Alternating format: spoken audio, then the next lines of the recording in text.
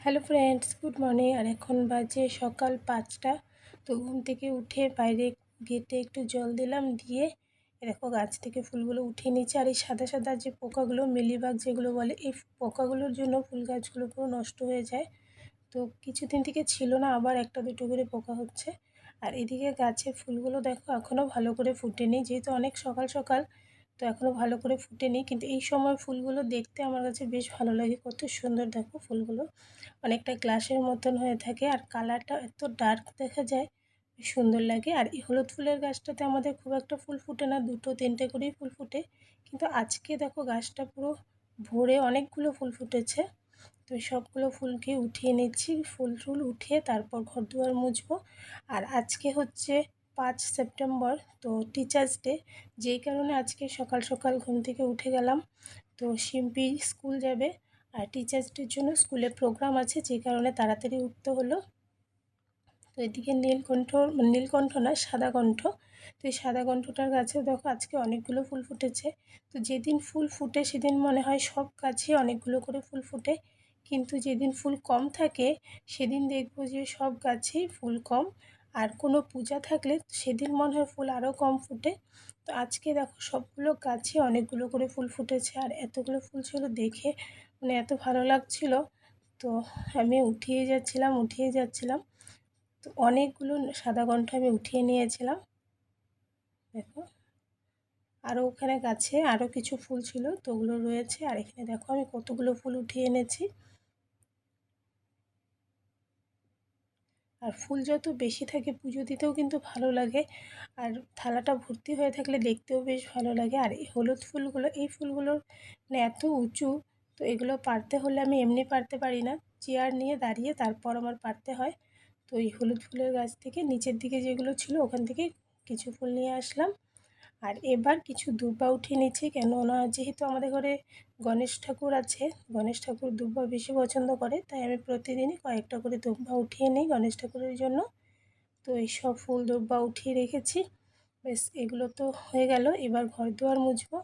আর এবার চলে এসেছি ঘর মোছার জন্য। সকাল সকাল উঠে ঘরটার না মুছে নিলে আমার কাছে ভালো লাগে না। আর সব সময় আমি সকালবেলার টাইমে ঘর দুয়ার মুছে নিই, কেননা পরে অন্য কাজ টাজ করে পরে আর এসে এগুলো কাজ হয় না। তো আমি সকাল সকাল স্নানের আগে ঘরটর মুছে তারপর শিম্পিকে রেডি করাবো, ওকে স্কুল পাঠাবো। এ দেখো চলে এসেছি শিম্পিকে রেডি করাতে। তো ওইদিকে ঘরের কাজগুলো সব করে নিয়েছি, ঘর দুয়ার পরিষ্কার করে নেওয়া হয়ে গেছে। এবার ও চুলটা বেঁধে দিচ্ছি।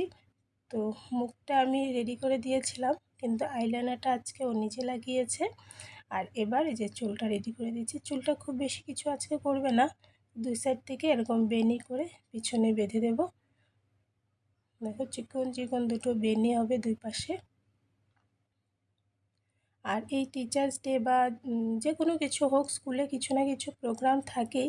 আর সেই সময় আমার মানে সকালবেলা উঠে ঘর দুয়ারের কাজ করে তারপর ওকে রেডি করে পাঠাতে হয়। তো আমি একটু দেরি করে উঠলে পরে আমার লেট হয়ে যায়, যেই কারণে সকাল সকাল উঠে ঘরের কাজগুলো শেষ করে ওকে স্কুল পাঠাই। আর দেখো আজকে ও বার্থডের যে ইয়েলো কালারের ড্রেসটা ছিল ওই ড্রেসটা পরে নিয়েছে। ওদের এই ডান্সের জন্য প্রথমে বলেছিল যে শাড়ি লাগবে, সাদার মধ্যে লাল অর্গেনজার শাড়িগুলো। তারপর অনেকে শাড়ি পরতে পারে, অনেকে পরতে পারে না। আর এত ছোট ওরা শাড়ি ঠিক করে রাখতে পারবে কি না, ডান্স করতে পারবে কি না, পরে ওরা চেঞ্জ করে এই কুর্তি করেছে।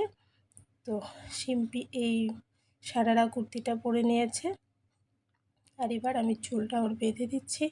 আর ওদিকে ভাত বসিয়েছি, যেহেতু স্কুল যাবে। আর আজকে বললো যে টিফিন নিয়ে যাবে না, কেননা টিচার্স ডে, তো স্কুল থেকে কিছু না কিছু খাওয়াবে, তাই টিফিন নিয়ে যাবে না, শুধু খেয়ে যাবে অল্প। তো সকালবেলা উঠে ঘর দুয়ার মোছার পর আমি একটু সিদ্ধ ভাত বসিয়েছি শিম্পির জন্য, মানে নরম ভাত। তো ওটা হলে ওকে খাইয়ে দেবো। আর টিফিন দেওয়াটা ভীষণ বড় একটা ঝামেলা, তার মধ্যে শিম্পি সব কিছু খেতে চায় না। তো ওকে টিফিন দেওয়াটা ভীষণ বড় একটা চিন্তা আমার। তো আজকে তো সেই চিন্তাটা নেই, চুলটা বেঁধে ওকে খাইয়ে দেবো, ব্যাস তাহলেই হয়ে যাবে। আর সকালবেলা উঠেই বলছে যে গলা ব্যথা, গলা খুসখুস করছে, মানে ঠান্ডা লেগে গেছে। তো আজকে খেতেও ইচ্ছা করছে না বলছে, তো জোর করে ওকে ভাত একটু খাইয়ে ওকে পাঠাবো। তো এদিকে দেখো চুলটা প্রায় বাঁধা হয়ে গেছে দুই পাশ থেকে। তো এবার চুলের মানে দুটো বেনিকে একসঙ্গে নিয়ে বেঁধে দেব।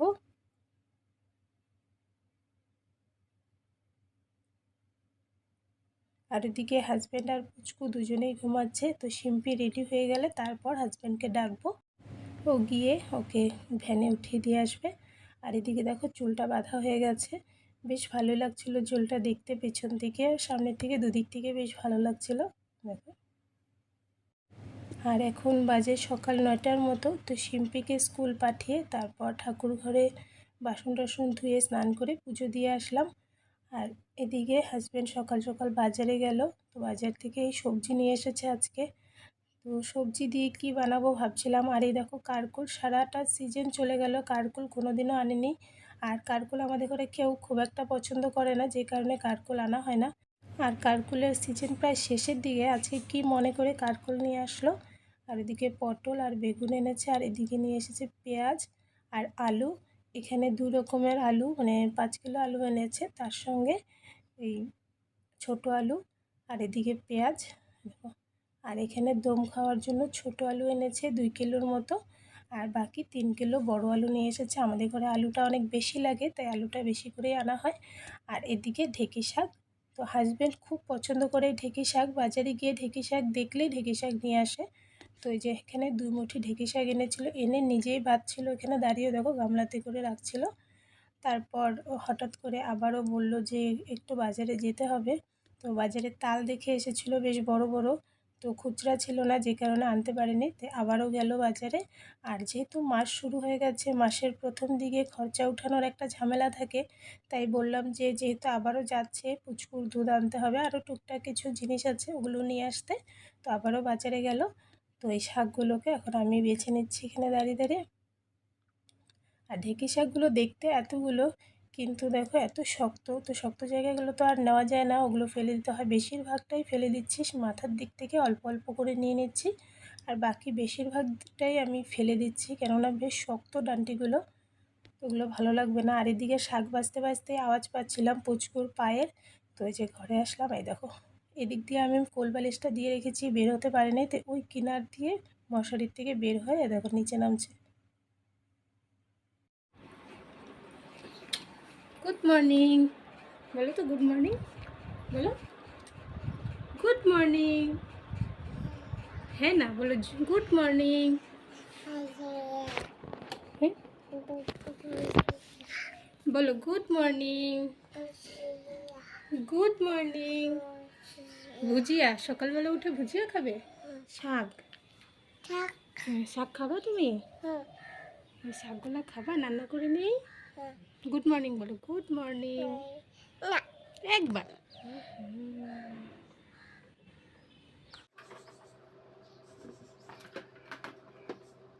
আবারও এদিকে চলে আসলাম কিচেনে, কি রান্না করব ভাবছিলাম। সবজি তো এনেছে, কিন্তু সবজি দিয়ে কি বানাবো। শিম্পি নিরামিষ একদম খেতে চায় না। আজকে আমাদের যদিও নিরামিষ না, কিন্তু কালকেই মাছ খেয়েছিলাম, তো রেগুলার মাছ খেতে ভালো লাগে না। তো হাজব্যান্ড বললো সবজি দিয়ে আজকে কিছু বানাও। তো কি বানাবো ভাবছিলাম। তো ভাবতে ভাবতে পরে ভাবলাম যে এখানে 1 টুকরা কোয়াশ ছিল, তো কোয়াশ আর আলু দিয়ে সয়াবিন বানাবো আজকে। বেশিরভাগ সময় সয়াবিনটা আমি নিরামিষ বানাই, কেননা আমাদের যেহেতু বেশিরভাগ দিন নিরামিষ থাকে, তো নিরামিষে সয়াবিন বানাই। তো আজকে আমি ভাবছি যে পেঁয়াজ রসুন দিয়ে একদম মাংসর মতন করে সয়াবিনটা বানাবো। তো এদিকে আলু নিয়ে নিলাম, আর বাকি সবজিগুলো সব প্যাকেটে ঢুকিয়ে আমি রেখে দিচ্ছি দেখো এভাবে করে। এবার সবজি সব কেটে নিচ্ছি, প্রথমে আলুগুলোকে কেটে নিচ্ছি। আর যেহেতু আলু বেশি লাগে, তো বেশি করে আলু দিয়েছি। আর কোয়াশ ছিল একটাই টুকরো, তো এই টুকরোটাকে নিয়ে নিয়েছি। দেখো কোয়াশটা নষ্ট হয়ে যাচ্ছিলো, তাই কোয়াশটাও দিয়ে দিলাম। আর এদিকে এই যে হাজব্যান্ড চলে এসেছে, আর এই যে এখান থেকে ডাল, চানা আর পুচকুর দুধ, আর এমনি লিকুইড দুধ আমি বলেছিলাম আমুল তাজা আনতে, তো আমুল তাজা আনেনি, অন্য দুধ নিয়ে এসেছে 2 প্যাকেট। আর ওদিকে তাল এনেছে, তালগুলো তোমাদেরকে দেখাবো। তালগুলো এত বড় বড়, মানে একটা তালের রস করে একদিনে শেষ হবে না আমাদের ঘরে। যাদের ঘরে অনেক মানুষ থাকে, বড় ফ্যামিলি, তাদের জন্য ঠিক আছে, কিন্তু আমাদের এই ছোট্ট ফ্যামিলিতে একটা তালের রস একদিনে শেষ করা সম্ভব না। আর এই দেখো ব্যাগে করে মোবাইলও নিয়ে এসেছে। এদিকে মুগ ডাল এনেছে 1 কিলো, মুসুরির ডাল 2 কিলো, চানা এনেছে 1 কিলো, আর 2টো দুধের প্যাকেট। আর এদিকে পুচকুর দুধও নিয়ে এসেছে 2টো, কেননা এখন যেহেতু একটু বড় হয়েছে, মাসে ওর 2টো দুধ দিয়ে হয়ে যায়, কখনো লাস্টের দিকে শেষ হয়ে যায়, তখন একটা আনলে মানে মাসের একদম শেষের দিকে তখন একটা লাগে না, অল্প লাগে, তো দুটো দিয়েই হয়ে যায়। আর পুচকুয়ে দেখো বসে গেছে খরচাগুলো নিয়ে, দুধের প্যাকেটগুলো নিয়ে দুষ্টু করছে এখানে বসে বসে। আর এই দেখো ডাল ধরেছে, ডালটা পড়ে যাবে বলছি কিন্তু বারবার করে ডালটাই ধরছে। আর এদিকে ডাল ভাত বসিয়ে বাইরে এসেছিলাম, শাক বাজছিলাম, তো খেয়াল করিনি যে গ্যাস শেষ হয়ে গেছে। এখন গিয়ে দেখছি যে গ্যাস শেষ, তো এই যে সিলিন্ডারটা ভরা ছিল, এটা হাজব্যান্ড এখন লাগিয়ে দিবে। আর এই দেখো এখানে ডাল ফেলে বারবার করে ওকে বলছিলাম ডালটা রেখে দাও, ডালটা রেখে দাও। ওর ডালের প্যাকেট নিয়ে ঘরে আসছিলো, মানে ঘরে এসে আমাকেই দিতে আসছিলো, হাত থেকে পড়ে গিয়ে পুরো ফেটে গেছে। দেখো কাজ বেড়ে গেল, সকাল সকাল এমনি তাড়া থাকে, আর এখন এই যেগুলোকে আবারও পরিষ্কার করতে হবে। এটাকে দুষ্টামি করছে, এটাকে আরও ফেলবে। দেখো আমি মানে আটকাতে পারছি না ওকে কোনোভাবে, ও জোর করে ধরে আরও কিছুটা ডাল ফেলে দিল। মানে এটাই ওর খেলা, এখানে পড়বে, ও দেখবে, উঠাবে, এটাই হচ্ছে ওর খেলা। তো হাজব্যান্ড ওই যে ওকে নিয়ে বাইরে গেল। তো এখন আমি ফটাফট করে ডাল টালগুলোকে উঠিয়ে এই সব জিনিসপত্র গুছিয়ে নেব। জোর করে হাজব্যান্ড ওকে নিল কিন্তু কোনোভাবেই কোলে থাকছিল না, দেখো আবারও নেমে গেছে। তো কোনো রকম ফটাফট কাজগুলো শেষ করব। আর এদিকে মুগ ডালটা উঠিয়ে নিয়েছি, আর এখানে মুসুরির ডাল কৌটোটার মধ্যে ভরে নিচ্ছি যতটা হয়, কেন 2 কিলো মুসুরির ডাল এই কৌটোটার মধ্যে হবে না, যতখানি হবে ততখানি ঢেলে রাখবো। আর শুনু এত দুষ্টামি করছিল যে কারণে ওকে কোলে নিয়ে বসে দেখো কাজটা করছি। তো পাপা নিতে আসলো, ও গেল না। তো বারবার করে ওকে বলছে আর যেতে, এই দেখো পাপা নিতে আসলো, ও যাবে না, বাপার কোলে ও বসে বসে কাজ দেখবে। আর এবার এই যে তালগুলোকে বের করে নিচ্ছি, মেন এটার জন্যই বাজারে গিয়েছিল। আর তালগুলো দেখো এত সুন্দর দেখতে, কালো আর চকচক করছে, কিন্তু এত বড় সাইজে তালগুলো, কিন্তু পাকা নয়, কাঁচা কাঁচা। আজকে এটাকে রস বের করা যাবে না, কালকে করতে হবে। আর এদিকে চলে আসলাম এখন কিচেনে। তো অনেকক্ষণ থেকে ওগুলো করতে করতেই মাসের খরচাগুলো গুছানো, এগুলো করতে করতে আমার বেশ অনেকটাই লেট হয়ে গেছে। তো হাজব্যান্ড ডিউটি যাবে, ও স্নান করেও চলে এসেছে, তো ফটাফট করে এসে আগে তরকারিটা বসিয়ে দিচ্ছি। সবজিটা হয়ে গেলে তারপর আর এতটা চিন্তা নেই, ওকে খেতে দিয়ে দিতে পারবো। তো ফটাফট এসে আগে এদিকে আমি সয়াবিন আলুটা বানিয়ে নিচ্ছি। আর শাকটা আমার এখনও হয়নি, এই সবজিটা করে তারপর আমি শাকটা করব। তো এদিকে জল দিয়ে দিলাম, জলটা জাল হোক। আর এখন বাজে 11:30টার মতো, তো আমার এখনও সকালের খাওয়া হয়নি। তো হাজব্যান্ড এই 10:15টার দিকে গেল, তারপর পুচকুকে খাওয়ালাম, স্নান করালাম। তো এখন আমি ভাত খাবো। এদিকে শাক, কারকুল ভাজি আর এক টুকরো পেঁয়াজ আছে, আর এদিকে সয়াবিন আলুর তরকারি, এই দিয়ে সকালে খাওয়া দাওয়া হবে। আর এই যে ভাত নিয়ে বসলাম, আর পুচকুর জন্য ভাত নিয়েছিলাম, তো পুরোটা খায়নি, এ দেখো সাইডে অল্প রয়ে গেছে। ওকে শাক দিয়ে আর আলু দিয়ে মেখে দিয়েছিলাম, তো খায়নি, অল্প রয়েছে। তো ওই থালাটার মধ্যে আমি ভাত নিয়ে নিয়েছি। তো পুচকুর দিকে টিভি দেখছে, এখন কার্টুন দেখছে, আর ততক্ষণে এদিকে বসে আমি ফটাফট সকালের খাওয়াটা খেয়ে নেব। বেশ খিদে পেয়ে গেছে, সকাল থেকে ওই 1 গ্লাস জল ছাড়া আর কিছুই খাইনি। সকালবেলা এতটা তাড়া থাকে, মানে এটার পর এটা, এটার পর এটা করতে করতে কখন যে টাইম চলে যায় একদমই বুঝতে পারি না। তো সকালবেলার টাইমটা ভীষণ তাড়াহুড়োর মধ্যে কাটে। তো এখন আমি একটু ফ্রি হয়েছি, তো খেয়ে তারপর পুচকুকে ঘুম পাড়াবো, তাই ফটাফট একটু খেয়ে নিই। আর এখন হয়ে গেছে সন্ধ্যা। তো সকালে খাওয়া দাওয়ার পর পুচকুকে নিয়ে আমিও একটু শুয়ে পড়েছিলাম, আর বিকালবেলার দিকে আর একটু ব্যস্ত থাকাতে আর ভিডিও করতে পারিনি। তো এই সন্ধ্যার টাইমে আমি বানিয়েছি মোদক। আজকে যেহেতু সামনেই গণেশ চতুর্থী, তাই মোদক বানিয়েছিলাম, ভিতরে একটু বাদাম দিয়েছিলাম, দেখতে বেশ ভালো লাগছিল। দেখো মোদকগুলো কেমন হয়েছে কমেন্টসে জানিও। আর আজকের ভিডিওটা আর বেশি বড় করব না, আজকের জন্য ভিডিওটা আমি এখানেই শেষ করছি। নেক্সট আবারও একটা নতুন ভিডিও নিয়ে তোমাদের সঙ্গে আবারও দেখা হবে। তোমরা সবাই ভালো থেকো। তাহলে আজকের জন্য বাই বাই।